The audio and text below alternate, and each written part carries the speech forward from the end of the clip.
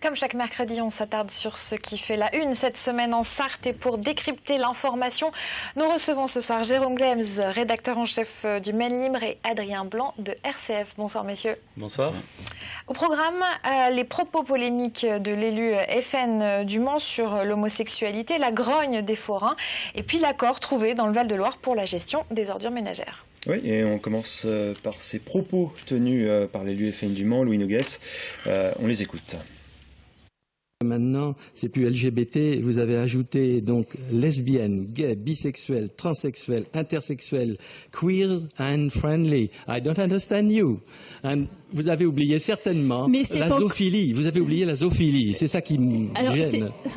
Voilà, donc c'était jeudi dernier lors du conseil municipal. L'élu associe homosexualité et zoophilie. Il opère un rapprochement, en tout cas, dans une même phrase. Louis Noguès a été suspendu à titre conservatoire hier pour ses propos. Il ne pouvait pas en être autrement, finalement. Une suspension, c'était quasi assuré pour cet élu. Il y a des jeux internes au Front National qui sont intéressants à observer. Il y a un papier de Serge Danilo ce matin dans le Maine Libre qui est intéressant de ce point de vue-là. C'est-à-dire que, en fait, on sent qu'il y a une reprise en main, notamment dans la fédération du FN en Sarthe, qui est un peu la tête de pont du FN dans l'ouest de la France. Et donc, c'est la ligne Marine Le Pen qui doit prévaloir finalement dans l'esprit de Pascal Gana, qui est le nouveau responsable fédéral. Voilà. Un front dédiabolisé, c'est un peu l'idée. C'est la stratégie du Front National aujourd'hui et qui semble payer. On va bien voir ce que ça donne aux élections, mais c'est clairement la ligne affichée.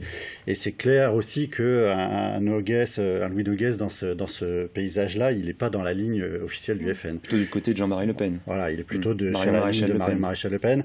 Et donc il y a aussi cet arrière-plan. Donc finalement, Marlène Schiappa, qui est l'élu du Mans, qui a un peu dénoncé ces propos de Louis Noguès, qui est à l'origine de toute cette histoire,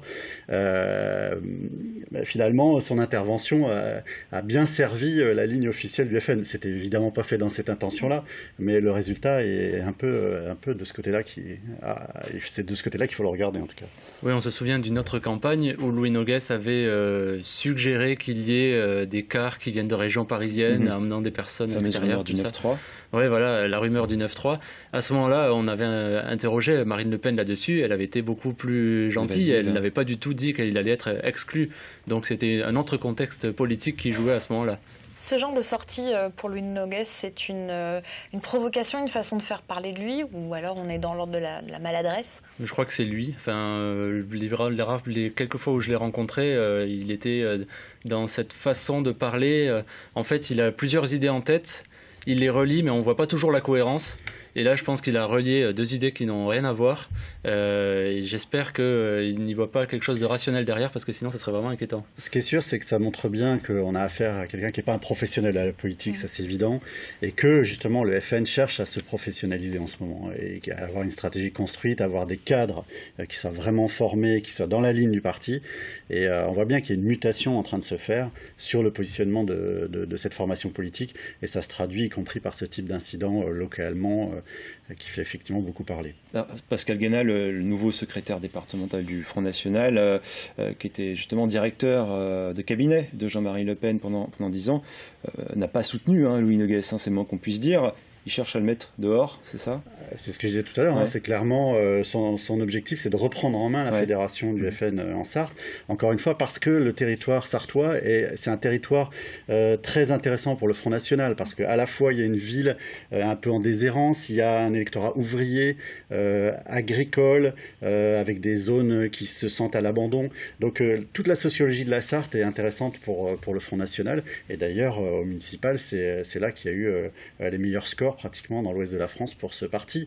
Et sans doute qu'au départemental, on va avoir aussi des scores très élevés du Front National en Sarthe et au Mans en particulier. Et ça s'était confirmé pour au moment des européennes, également les scores du Front National. Oui. Alors pour l'instant, Louis Noguès continue sa campagne départementale, il en est ainsi. Est-ce qu'il risque l'exclusion à terme ? Tout dépend de ce qu'il dira, comment il se comportera. Là, pour l'instant, il se défend. Le parti lui laisse la possibilité de se défendre.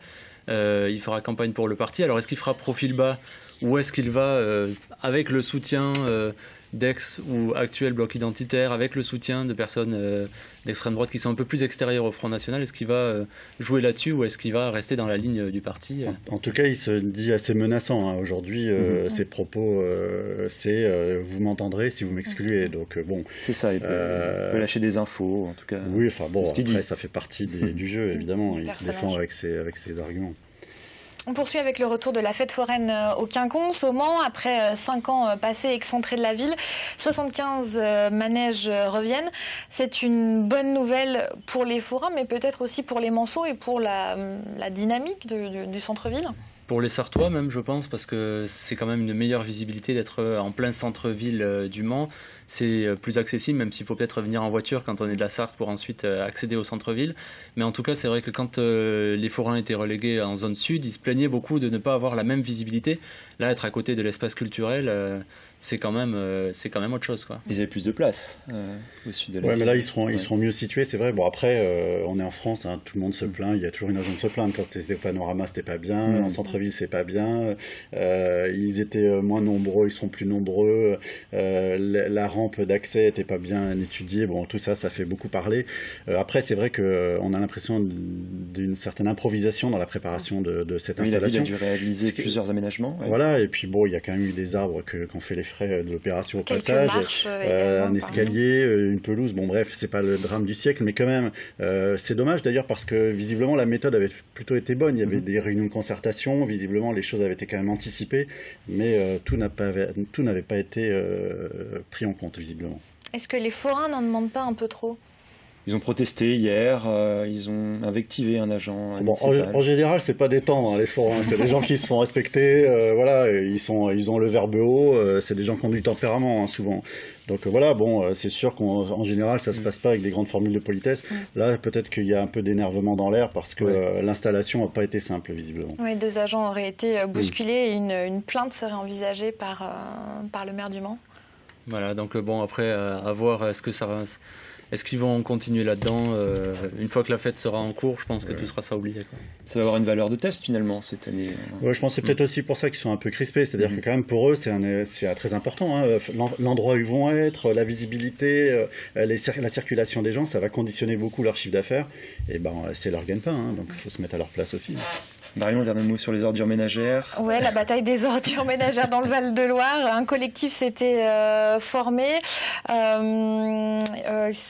suite à une hausse de factures de près de 9%. L'affaire est allée en justice, mais un accord est en passe d'être trouvé. Enfin, ça se résout dans le Sud-Sarthe. Oui, ils ne pouvaient pas faire autrement parce qu'ils étaient un peu là au bout du bras de fer. Il fallait qu'il y en ait un qui se décide à baisser un petit peu le bras pour se mettre d'accord, parce que quand même, il rappelle, il y a la loi qui encadre tout ça, cette redevance incitative, elle n'est pas sortie de nulle part, ils sont obligés de l'appliquer, donc peut-être que ça a été fait trop vite, une hausse comme ça de facture, plus 200% tout d'un coup. Total, et puis aussi les points d'apport volontaires, amener sa poubelle à l'autre bout de la rue, c'est quand même pas la même chose que de l'amener devant la maison. Alors, donc ça s'est peut-être fait un peu vite, quoi. Après, c'est pas complètement terminé, hein. Il y a une assemblée générale samedi où les usagers justement doivent se prononcer sur le fait d'arrêter leur procédure judiciaire ou pas. Il y aura sûrement des gens qui voudront pas. Ils sont pas tous d'accord. Hein. Et puis après, qu'est-ce qu'on va leur proposer derrière? Combien ça va coûter? Je pense qu'on n'a pas fini d'entendre parler. Ce qui est curieux, c'est pourquoi ça s'est mal passé à cet endroit-là, parce que la problématique des déchets, du coup, des collectes, etc., c'est partout. Et donc je sais pas très bien, j'ai du mal à comprendre pourquoi ce dossier s'est si mal engagé dans ce secteur du département. Affaire à suivre. Merci à tous les 3 pour ce débat. Si vous voulez vous aussi réagir aux propos, sujets abordés ce soir sur notre plateau, n'hésitez pas à le faire via notre compte Twitter et notre page Facebook.